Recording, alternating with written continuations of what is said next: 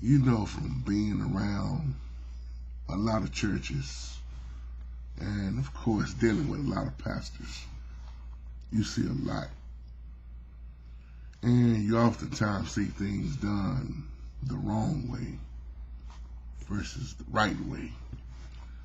And Minister Gene, this is a video response back to you. That's why you see my title. If you preach what I want, do what I tell you, I give you that loan.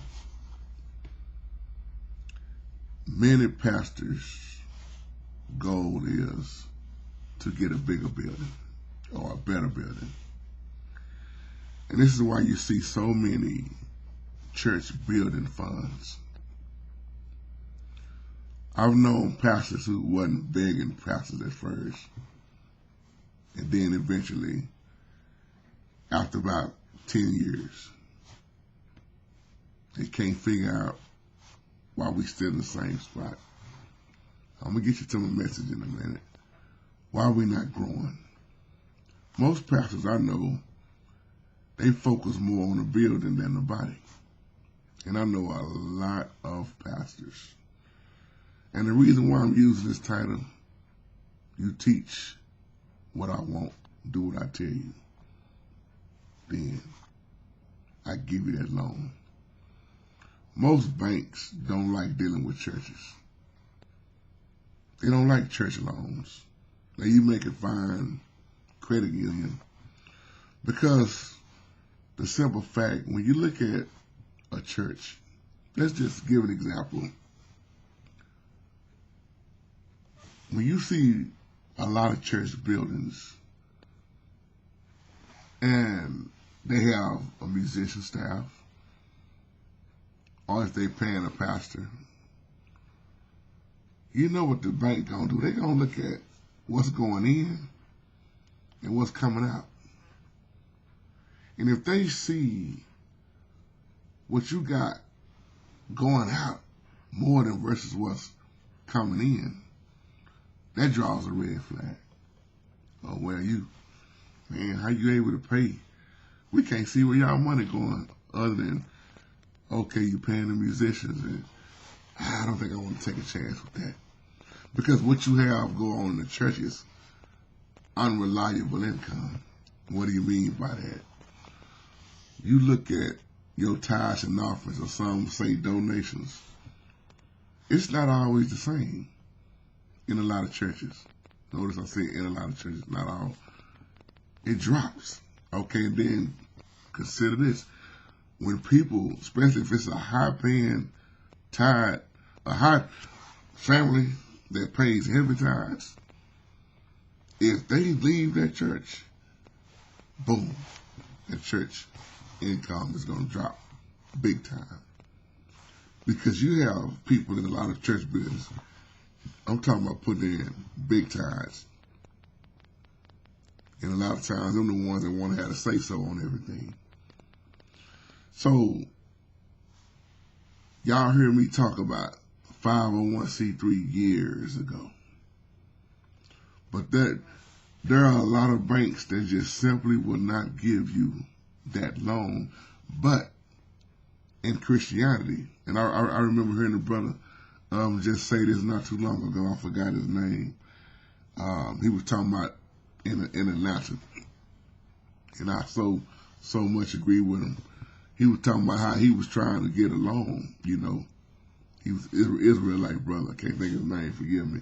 And he was talking about how they went to try to get loans. Man, I think the building was $1 million building, and they was like, "Nah, we can't give you no loan." Nah. But he said Christians have a bank strictly for them that they can get that loan. And the only way, catch this, I ain't taking no credit on this. This is what my brother said in that video. He said the only way the Christians can get that loan is they have to teach white Jesus. They have to teach the holidays. They have to go against the laws of the Bible. Say the laws is done away with. And then when they do that, Here's your money. See, that's why I talked about the 501c3 status and government status. This is why you have a lot of politician preachers now. And that's why I say if you preach what they want, here you go. But if you go against, you lose your benefits. Now, most people in these buildings, they don't understand stewardship. Isn't it amazing? Have you ever paid attention to how many preachers teach tithing, but you rarely hear them preach stewardship? What's wrong with that picture? Because most of them are poor stewards.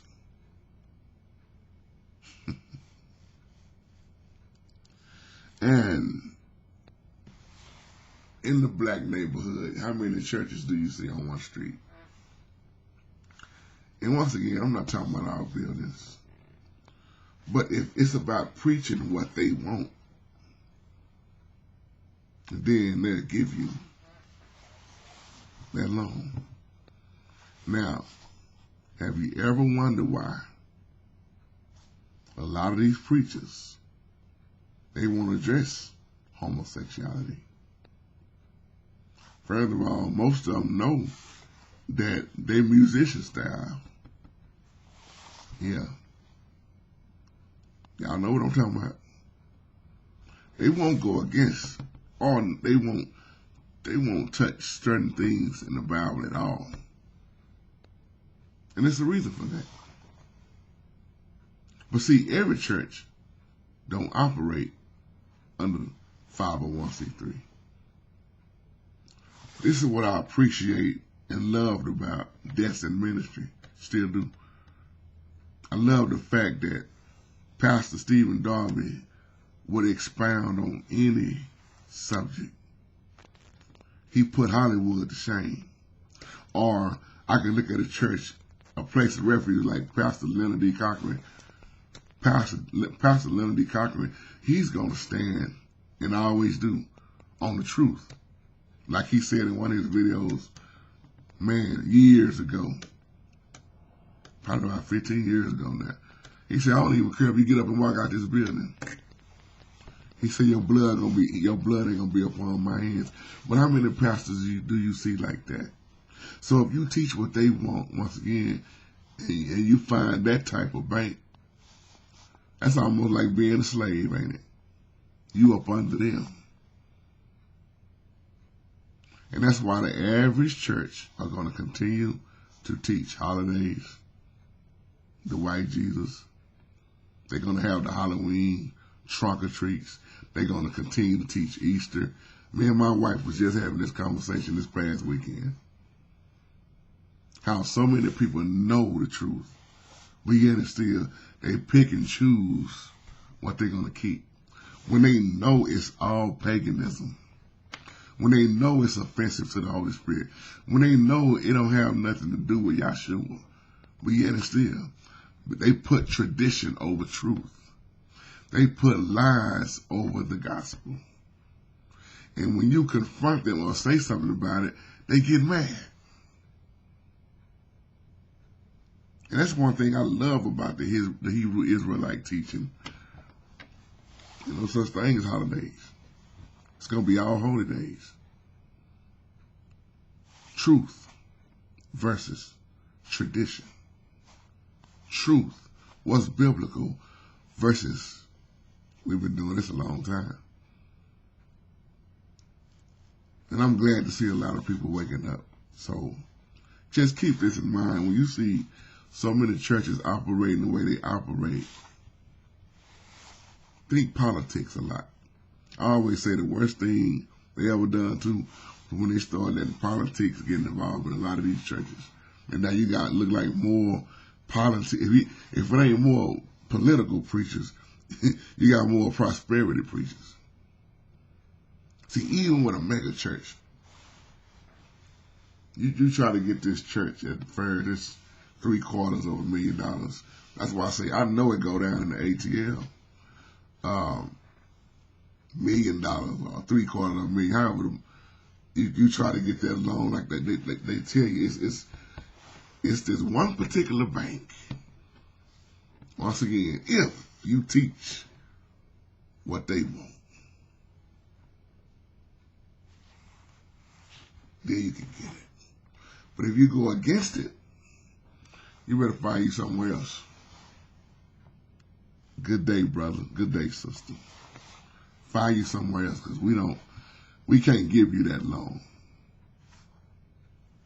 I'll leave you on that. Shalom.